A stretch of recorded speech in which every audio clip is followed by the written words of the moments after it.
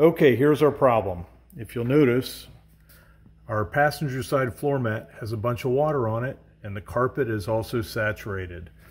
We're suspecting that it's the air conditioning condensate hose has gotten clogged. So we're going to show you how to drop that dash down and get to the hose.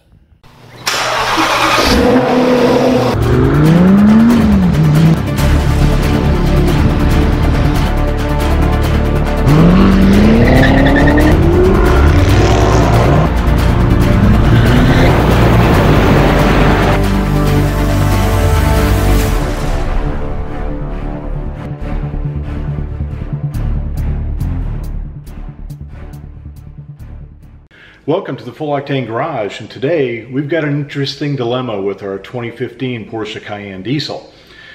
We came home and we realized that the passenger side floor had a bit of water in it.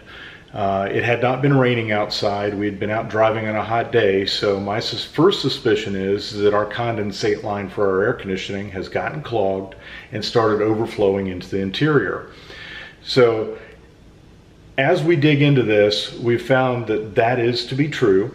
And one other sign that we noticed, probably about a week or two ahead, we noticed that on the floor of our garage, we would start seeing a puddle of water.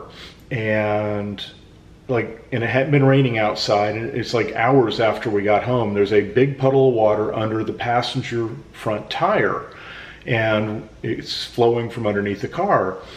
And what I believe has been happening is that condensate tube in the condensate area has enough area to absorb a good amount of water, probably half a pint or so.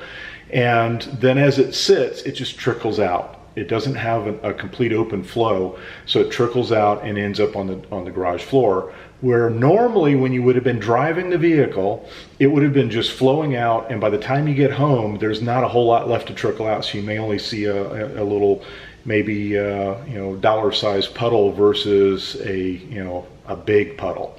So let's get to fixing our problem, showing you how to correct it. It's a really easy fix. Takes about a half hour, 45 minutes, and then you're going to have to dry your carpet out. So let's get right to it. Okay, it looks like we should have a Torx screw here. We'll take this Torx out, and I believe this will drop out with just little clips that hold it up. Okay, we got the Torx out. This is a T15 Torx. Now we're going to work on dropping this down. Okay, all you do is pry on both sides, and there's some little clips that actually hold this up. You'll drop this down, get it out of the way, pull it out. And this is all wet under here too, so this is definitely where it's coming from. This cloth here, what we're going to do is we're going to go ahead and unplug the lights. Okay, there's one over here. So what we're going to do is we're going to get this out of the way, and we're going to probably blot this dry, get it cleaned up, so that we don't want to put that back in wet. Okay, this is the hose that goes to the outside, and you can see that this is condensating very badly, and it's not actually going out the drain hose. So this drain hose actually will pull off, and it's probably going to get some water in here. Okay, once you get the hose off, I stuck a screwdriver through here and really tried to clean out any of the hard feeling stuff. And then I have an air hose. I'm going to put an air hose into it. And you can hear it coming out underneath the car. So I've got about 80 pounds of pressure on, actually I got about 120 pounds of pressure on this. And you kind of wiggle it around, make sure that everything gets okay. What happens is over time this will get some garbage in it and get corroded. You'll also want to make sure that everything feels pretty good up in this section. When I pulled this hose off, as you can see, there was a good amount of water that came out. So I'll vacuum that up, clean the carpets off. We'll put the hose back on, and once the hose gets back on, you basically just need a pair of needle nose pliers to crimp this clamp and get it back on the connection, and then you'll be ready to go. Okay, you'll want to make sure that your hose is nice and tight on here, that it's actually open, no obstructions, and then you can button everything else up in here and close it up as soon as it dries. Once you fix the problem, you're going to want to get a small fan or even a large fan and blow it towards the carpet and get some airflow going across that carpet to get it dried out.